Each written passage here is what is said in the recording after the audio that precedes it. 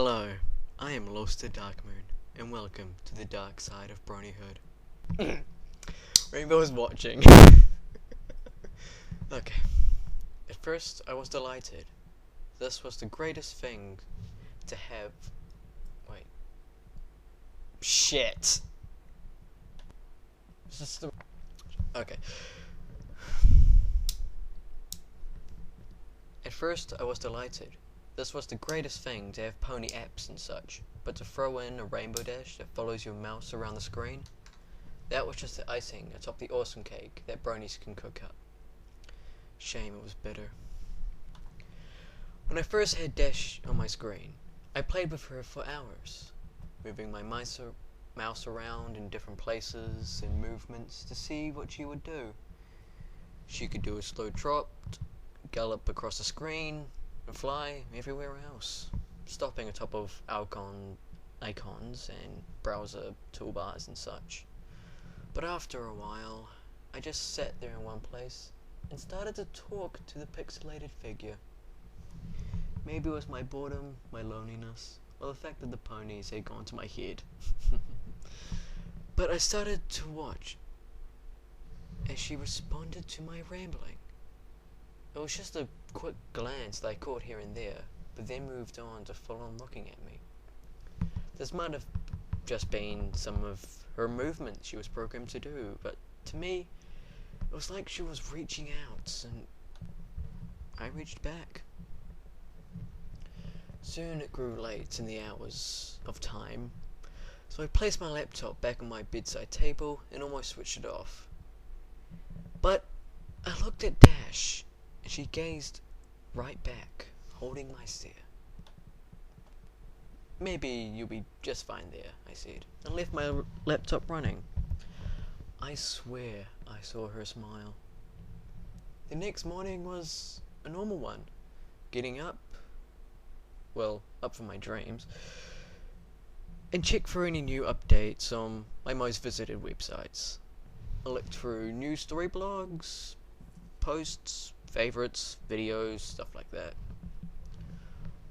I was scrolling down my history when I found that website that I got that app from the night before, and I was reminded of Rainbow.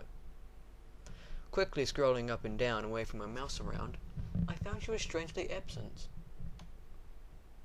Putting it aside as a glitch, I went about my other routine checks.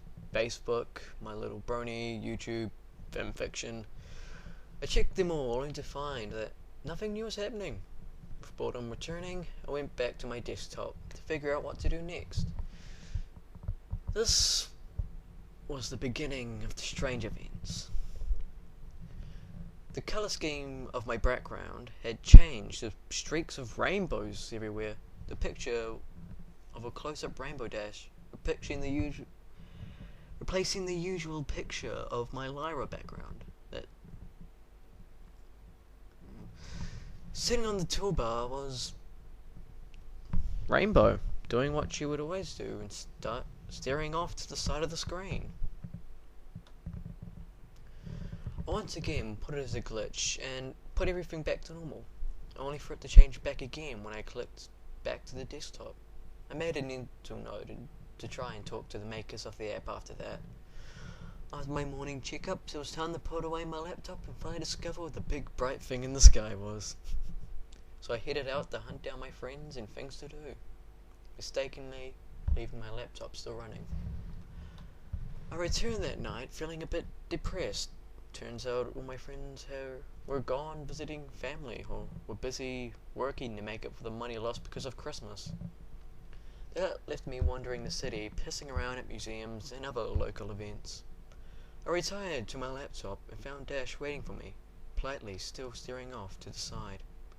My depressed mood was slightly lifted to see her still there, and considering that nothing was still happening on the internet, I decided to spend my time talking to Dash and telling her all about my friends.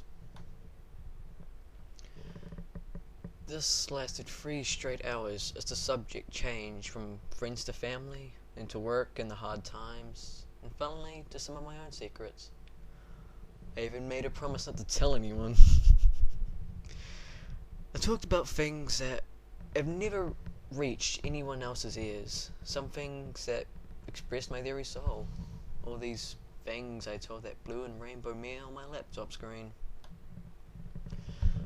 After those long hours, it was time to sleep. I once again reached to power down my laptop, but once again I caught Rainbow's stare. I can only chuckle as I left it running yet another night. Lying back in bed, I thought about how strange that little bunch of pixels acted. Sure, she followed my mouse everywhere like a cat would, and those expressions she gave me not longing behind those stares. Being me, I began hoping that maybe, just maybe, she was real. Well, real in the sense that she could understand what I was saying. She could really think for herself. If Rainbow could really do these things, then I would have quite the tale to tell my friends and fellow Bronies in a short time. How right I was. The next day, I had to pack some of my clothes and important items into a bag. I was going out to my mum's farm, way out in the countryside for a week. After I finished packing, I glanced over at my laptop, which is one of the things that was staying here. Decided to leave it. I piled everything into the car and drove off, once again leaving the laptop running. The week in the countryside was uneventful and boring. It seemed to last for an eternity. Driving around on the quad and my art books seemed to be the only things that keeping me sane. At last the week came to an end and I returned home, tired for someone who just sat around all week. The most thing I had missed the most was my access to the dear old internet and all the wonderful bronies and their awesomeness. Upon entering my browser, I noticed something was wrong from the very beginning. My emails and notifications were in the hundreds, meaning something huge had to have happened. I also noticed that the rainbow background was gone, replaced by just black. Clicking on my email, I found that nearly all of them were people replying to emails I sent over the week I was gone. But I didn't recognize any of them. I clicked on one of the ones where someone had replied to one of the emails and found the comment to be in outrage. "What the fuck is wrong with you?" it said. "How the fucking hell did you even get hold of this disgusting crap anyway?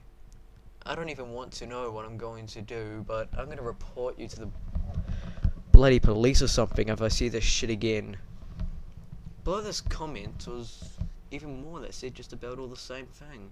Different emails, all completely outraged. Some people even leaving pictures of them crying. I don't know. Sitting at the bottom of my emails page was the one and only Rainbow Pony.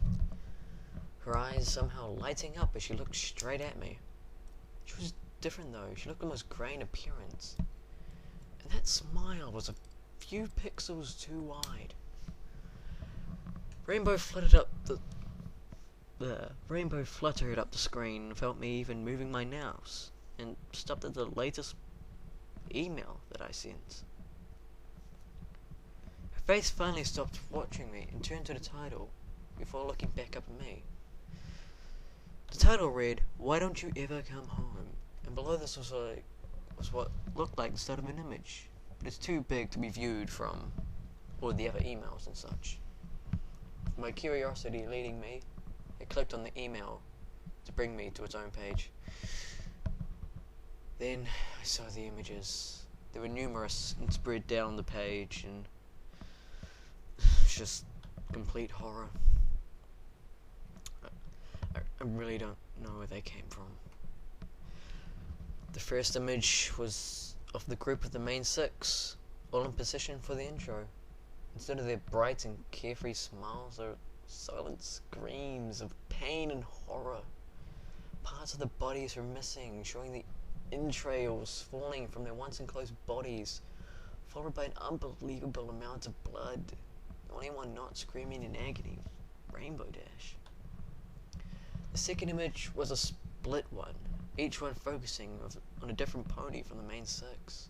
Twilight had her horn removed and forced up her nostril to the point where it must have reached her brain, as chunks of strange matter I'd never seen before were caked around the edge of it.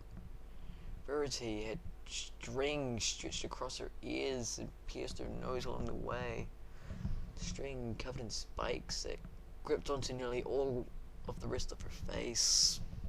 Piggy looked like a cyborg of some sort. In place of her eyes were what seemed to be cannons. Her shaved mane only added to the effect. Her mouth had been stitched to a cupcake that had pieces of meat baked within. Applejack had a second yellow skin pulled across and attached to her. Her hair was also dyed red. And then there was Fluttershy. Lines had been cut across her cheeks and what I could only guess as whiskers. Wings had been removed from her back, bent and folded and stuffed into her mouth. Barely able to hold that much in there, her lips were beginning to burst. The last one was a rainbow, which looked perfectly fine. It had one thing more different to it than the others, and when looking back over them, I found they all had a shadow cast over the ponies, all except Rainbow Dash. I scrolled down, hoping to get away from these things that were once ponies, and only to be met with more and more gore. The more I scrolled down, the more human the ponies became, going from anthro to full-on human versions of themselves, all with gory details.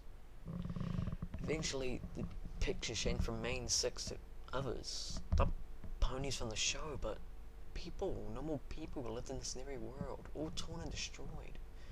The pictures seemed endless, and every way someone could be tortured was put on display. Near in the bottom of the picture started to show people I knew. All of my friends, far relatives, close relatives, parents, siblings. Finally, I reached the final picture. It was of me. But there was not a single scratch anywhere on me. Rainbow Dash floated down from above and landed next to it, giving a loving look towards the picture, even giving it a smooth touch. I just turned to the side and threw up all over the floor. The shock of all this gore and hell finally catching up to me. Once I recovered, I looked up to see Rainbow glaring at me with disgust. I moved the mouse towards the start button, the click shut down. Rainbow saw this somehow and leapt across the screen, and somehow caught the mouse. I could feel real resistance from my hand as I tried to move it closer. Rainbow Dash held the mouse close. Looking at me, she began to smile. I watched as it grew, from as wide as her face could allow to beyond, the sides of her mouth starting to bleed and burst from the strain of the smile. Then, the screen went black. I removed my finger from the manual power button and sat on my bed, unable to even understand what had happened. I threw my laptop out the next day and brought a new one, even deleting all of my old accounts and making new ones to erase all of those images. I never turned the Rainbow Dash app back on after that. I never did much of anything. Looking back at it all, and how Rainbow Dash weirdly became obsessed and made those pictures. Somehow all just completely obsessive over me. It brought a smile to my face. Right, well, that was that. I hope you enjoyed. Want me to do more? Comment. Tell me. Do I need to do something else? Did I do something wrong? Yeah, bye.